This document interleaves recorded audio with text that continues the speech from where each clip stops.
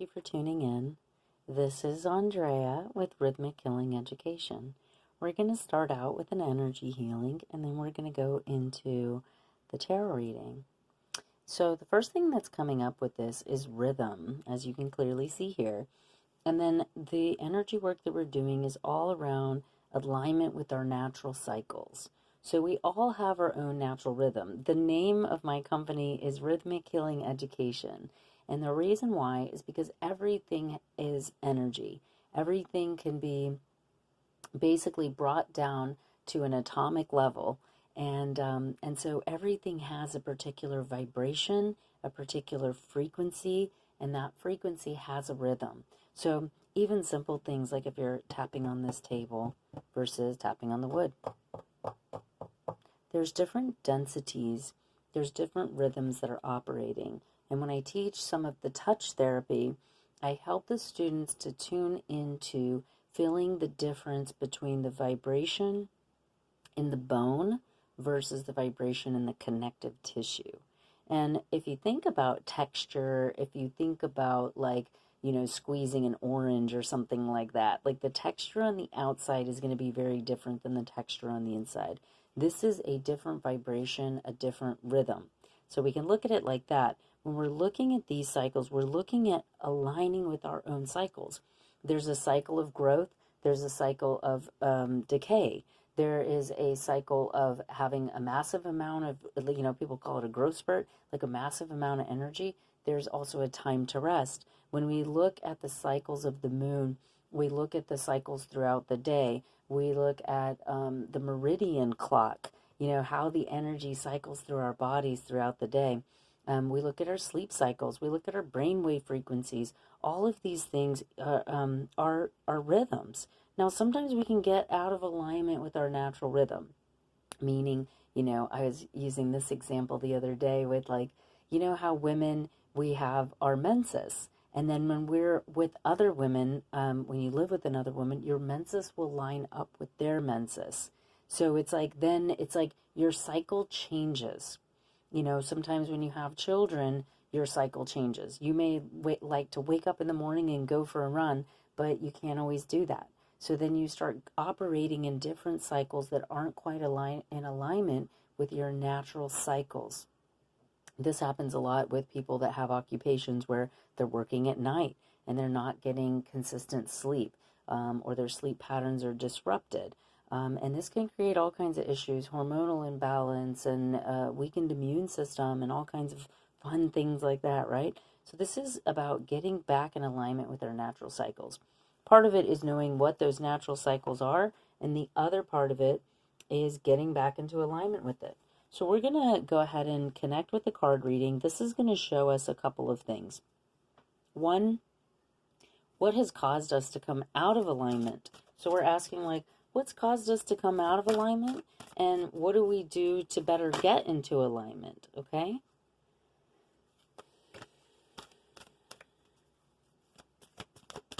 What has caused us to come out of alignment, and what is going to cause us to get back into alignment? Let's see what Spirit has to say here through the cards. Okay. So we have these two cards. I feel like one more wants to come out, so we'll just see. And this one's coming out very strongly. Okay, is there anything else that wants to come out at this time? Any other cards in this deck that have a message or something that wants to... Okay, there's a lot. Okay, so you know what? I don't normally take these many cards, but I'm just going to look, maybe, yep, okay, I see it. I get it. I get the message here. All right, let me see if there's anything else. Are there any other cards that want to come out? Nope. Okay, so this is a lot. Nothing wrong with that. Okay, so we're going to start out with the first card, and we'll just see. We may end up stacking cards in this session, just because a lot want to come out. Sorry about that. Bring it into form was the next one. Yay, those all fit really nicely. Okay, I think seeing the true you is next. I want to say this one came out next, and then this one, and then we'll do spirals of manifestation on the bottom. This might not be in the correct order, but I have a feeling that it doesn't matter, that the message is going to be very clear and transparent as to what it is that's going on here with you. Okay, so again, this is a collective reading and this is a timeless reading. So whenever you're seeing this, it is because you're supposed to be seeing it. The other part of this is that this is for anybody who's coming across it. So take what resonates for you, leave what doesn't. There can be things that you see in the pictures that really stand out to you where you're like, wow, that's like, I have a green couch like that. There can be things in there like, I had this dream of butterflies. Whatever resonates with you, take it. Also, trust your own intuition. So there could be messages coming through for you as you're hearing this reading that I'm not saying. Take it, build your own story. This is about you using your own discernment to make choices for your highest good to move forward, right? So looking at this picture, what we have here is releasing allegiances. So as we're releasing allegiances, and I'm going to read it different than it came out because of the way that it's showing itself to me. It's so beautiful. I love how spirit operates. So releasing allegiances means that we are letting go of other people, other people's wants, other people's expectations, other people's desires, and see how she's cradling herself. It's kind of like, I love you just how you are. There's an acceptance piece here where it's like letting go of all the other things. Now, a lot of times we can fall out of rhythm or fall out of our natural cycle. I'm going to just put that there at the bottom so we can keep being reminded what the healing is here. That we fall out of our rhythm because we're trying to meet other people's expectations. So-and-so wants us to go do this. We don't really want to go do that. We're doing it and we don't want to do it, or we're going to hurt somebody's feelings. We're going to let somebody down.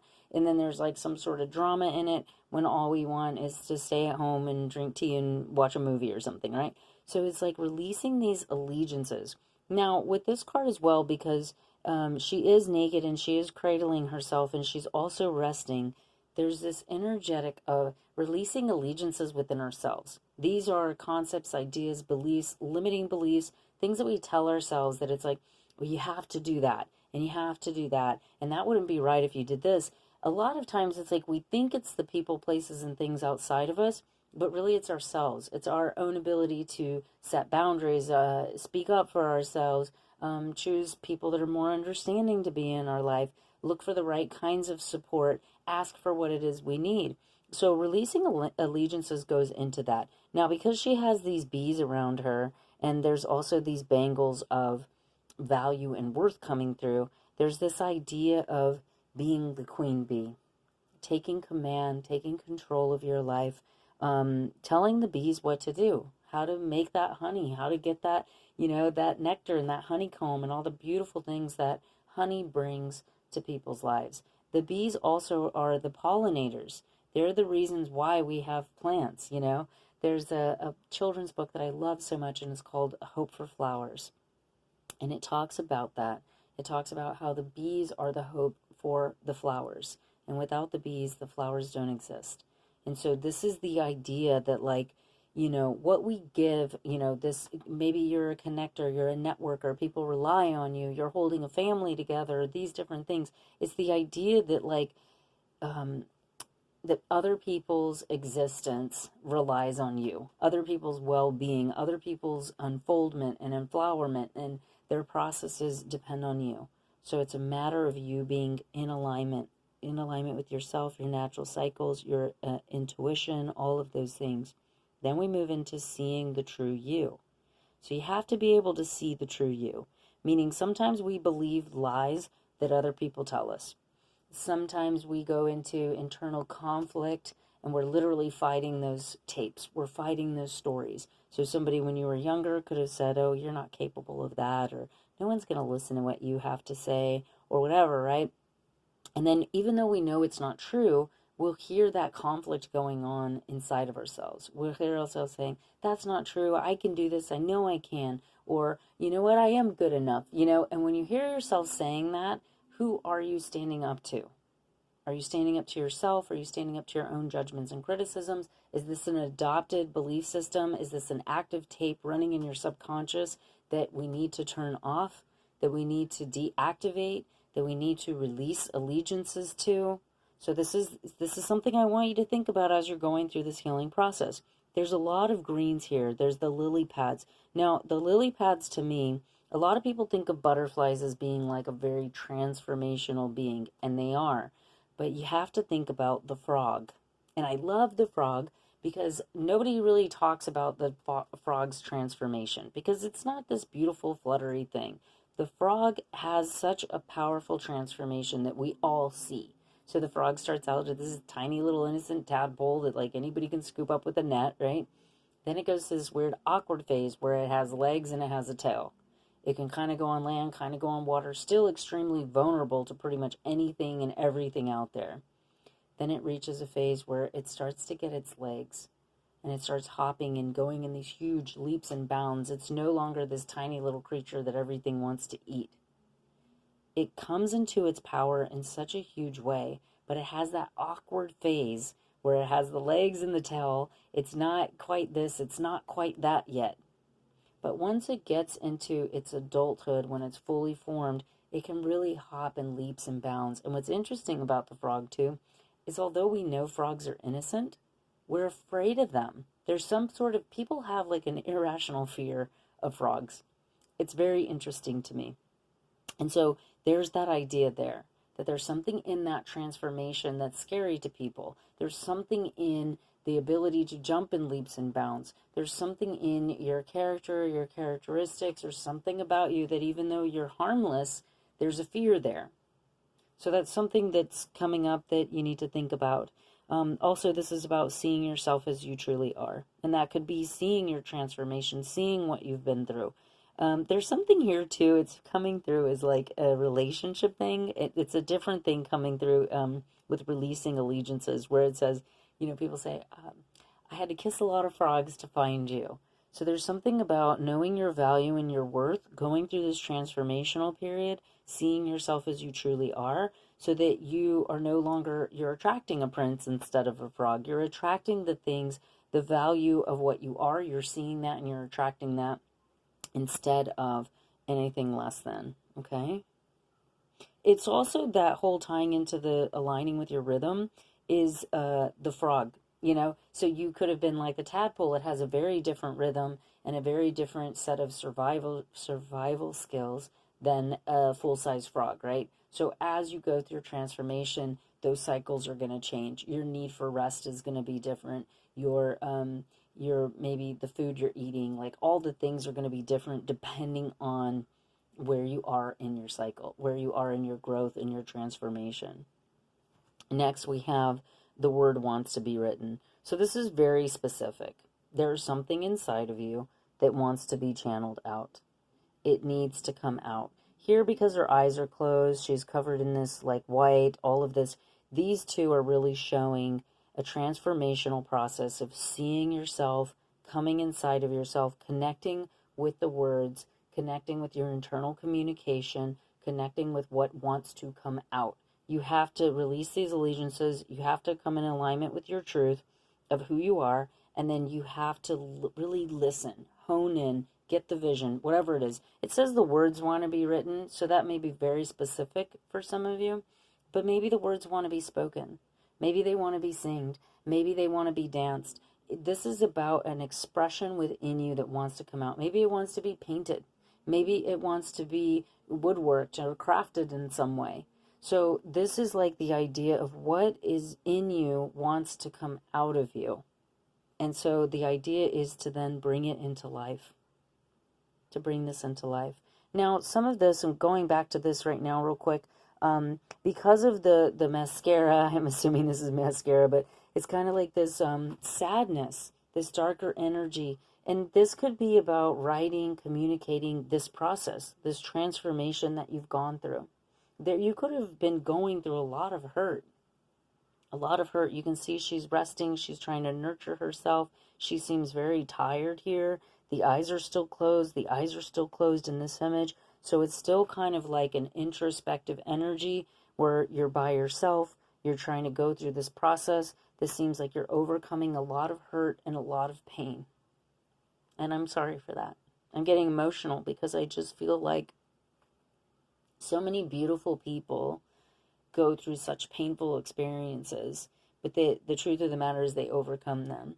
You know, I've worked with a lot of people throughout my career, and it's just, it almost seems like the more somebody goes through and overcomes, the more wisdom, the more compassion, the more mercy, the more love that they have. And it's just really beautiful. It is really a beautiful thing of, having to overcome all of that hurt.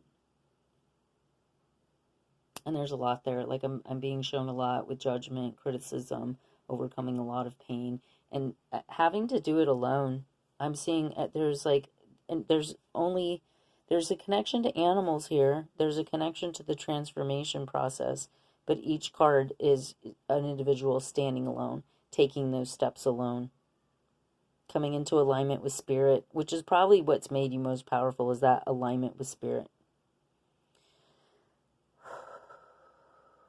Being very vulnerable. There's like nudity in almost every single image, minus this one, where there's a divine connection being channeled here. Almost every single one is showing vulnerability. It's showing accepting of oneself.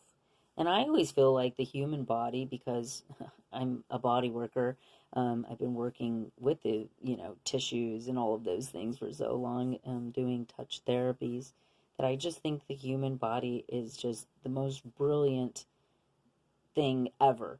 It's so divinely intelligent, and just the idea of this vessel, this amazing vessel that the spirit gets to reside in.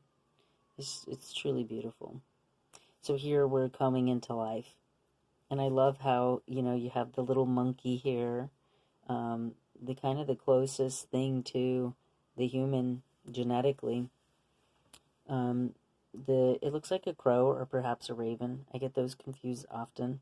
There's a snake here about rebirth, the connection to the void. I'm not sure too much about the monkey totem. I just think it's kind of interesting how we have some jungle animals here. We have the butterflies again, but she's painting color into her life again.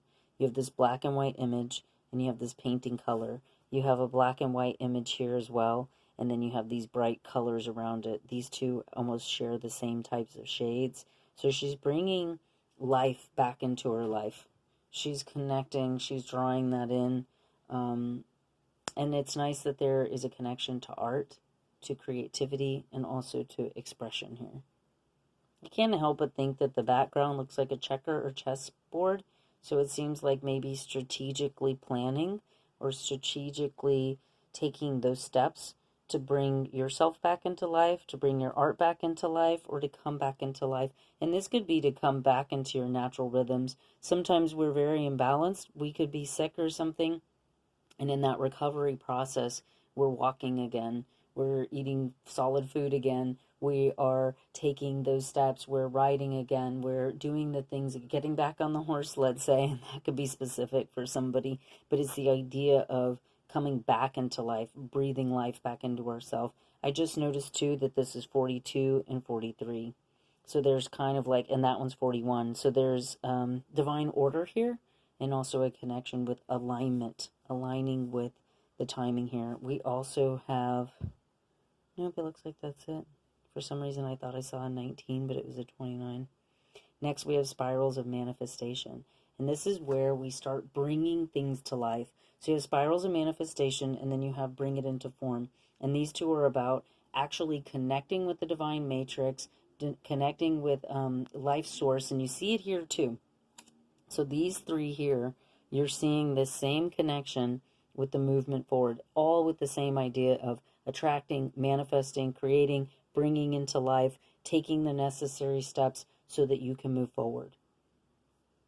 I don't know that I need to go as in depth with these other ones because it's pretty simplistic. What's interesting too is the frog often eats fireflies, and there's a connection here between that. Taking those necessary steps, connecting with your bigger picture and making it happen. Taking those steps. And even steps have a rhythm.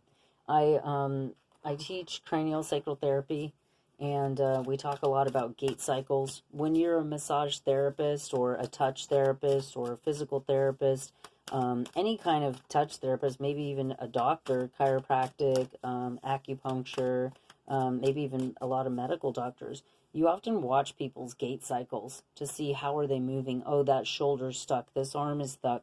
You may also be having some stuff happening with your legs, your feet, you know, tripping over your own feet, getting stubbed toes, having something. Sorry, I just accidentally hit that there. And it revealed my feet down there. Interesting. Very interesting how Spirit wanted to come through with that. I'm not having issues with my feet in particular, but sometimes I treat people that are having like knee problems, leg problems, a lot of heaviness, or feeling ungrounded. So these may be reasons or things for you to do to help you get balance. There could also be some sort of moving butterflies, lit up flies, bees. All of these are all pollinators. That's beautiful. A lot of transformation coming in. Okay, so we're going to use the archetype deck here. And we've got the addict. So we're going to move this out of the way. The addict says helps you recognize and confront addictive behavior. The shadow attributes are compromises integrity and honesty, allows an addictive pattern to have authority over your inner spirit. Damn, that makes a lot of sense, doesn't it? And see almost how like he's pushing this energy out. And then almost the same checkered energy that you see here is coming into life. And this energy of like, I'm not letting these old patterns dictate my life. I'm not doing that anymore. I'm creating my own life. I'm stepping into my own power. I'm pushing these patterns out, and I am stepping into creating and strategizing my own patterns. And I think that is, let me see how I can fit that there. Perfect. And I think that that's also releasing allegiances. This could be also, like, I know a lot of healers and people, it can attract addicts, can attract people that are maybe addicted to their light, they're addicted to their attention, things like that. But this is very much like that part where it says, compromises integrity and honesty and allows an addictive pattern to have authority over your inner spirit. That really just rings true with releasing allegiances and then stepping into your power. The next is the poet, expresses soul insights in a symbolic language. And then the shadow attribute is turns a lyric gift into a negative or destructive nature. So this could be too, where this is where you're expressing yourself, and then the shadow attribute is you're not expressing yourself, you're lying because let's say you don't want to do something and you're going along with it. I think it all ties into honesty, integrity, being honest with yourself first about what you're willing to tolerate, what you're not, setting those healthy boundaries. We have the rescuer energy coming in here. It says, provides strength and support to others in crisis, acts out of love with no expectation of reward. The shadow assumes that the rescued will reciprocate and keeps the rescued one needy.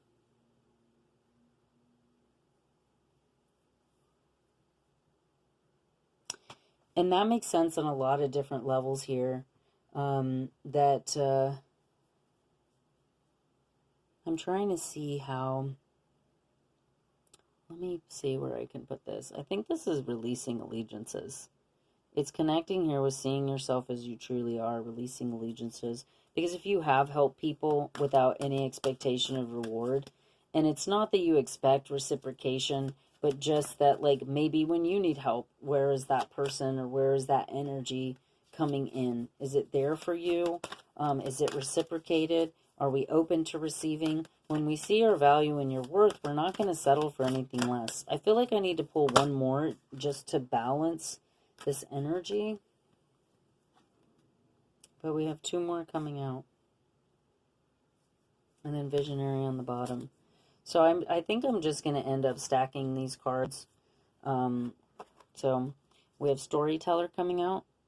It says ability to experience and express life through stories and symbols. The shadow is making up tales that harm others.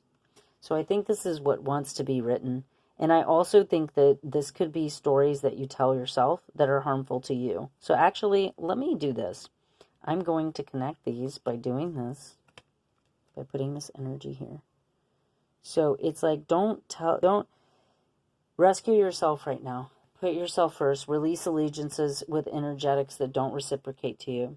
The stories that you may be telling yourself that are harmful to you, or stories you believe that others have told you, you need to release that. You have the poet, you have the word wants to be written, and storyteller. So there's something very powerful here in your story, your message, your testimony that you need to connect with and you need to bring into manifestation. I very much strongly feel that you are confronting some addictive behavior here. You are putting your integrity and honest. You're no longer compromising it for addictive patterns. You're taking authority. You're taking your spiritual authority back. Next, we have the mystic, which reveals an intimate union with the divine, which we clearly see here. We clearly see here. We clearly see in spirals of manifestation. Delusional rapport with the divine. This could be sometimes that we think it's just going to manifest without us taking the steps, without us making that effort, without us saying no to the things that aren't working, by still believing the lies that we say about ourselves, but by not holding that value in the worth.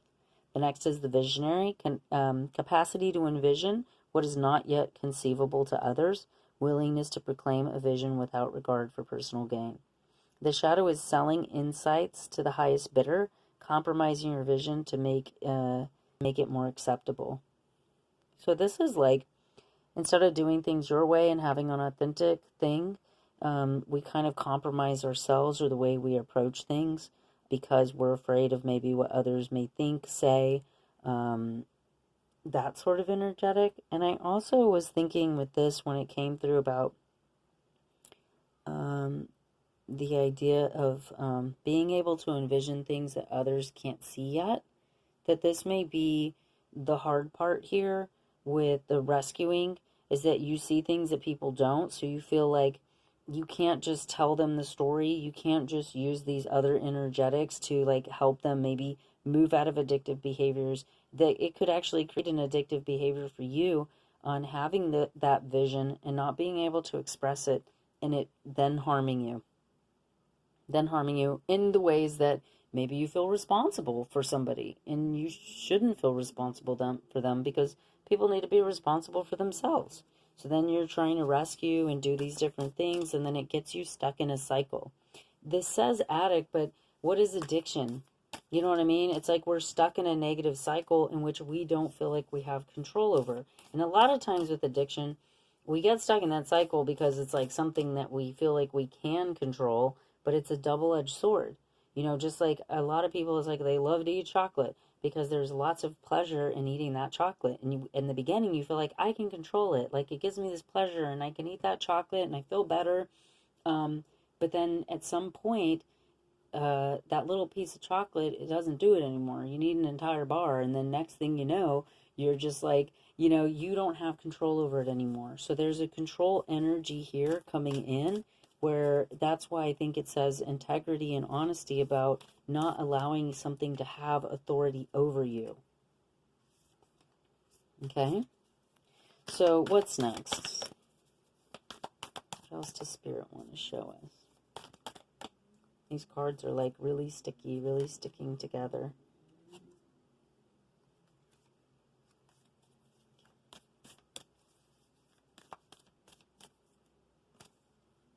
The offering. I think the offering is this energy of clearing this cycle and bringing into life what it is that you want, using this gift of vision, of mysticism, of being able to provide that life raft for people, pushing away these behaviors and being able to stand in your own clarity, using these skills of communication. So you got storytelling, poet, the words want to be written, the vision. There's such beautiful energy here. Using it in the ways that it needs to be. You got the mystic twice here, okay? So this is some true stuff here. You got lots of butterflies. So all of the butterflies are flying. There's no cocoons. We don't see any cocoons. We see the bees resting. But all of the butterflies are in flight. Look at this one. It's just radiating. So this is like no more resting. You are in flight. You are in motion. You know, even the birds, like even the fireflies, like everything is in movement here. We're going to pull one more. And the flame.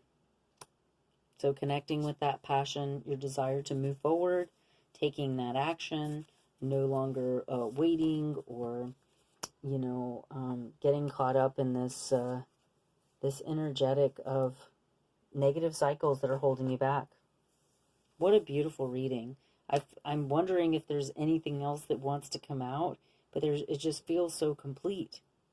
It just feels so beautiful and so complete. So I hope you've enjoyed this reading. If you'd like to have a personal reading with me, go ahead and look at the comments, look at the description box below, and go ahead and send me a message. And I'd love to do a personal, more specific reading and healing session.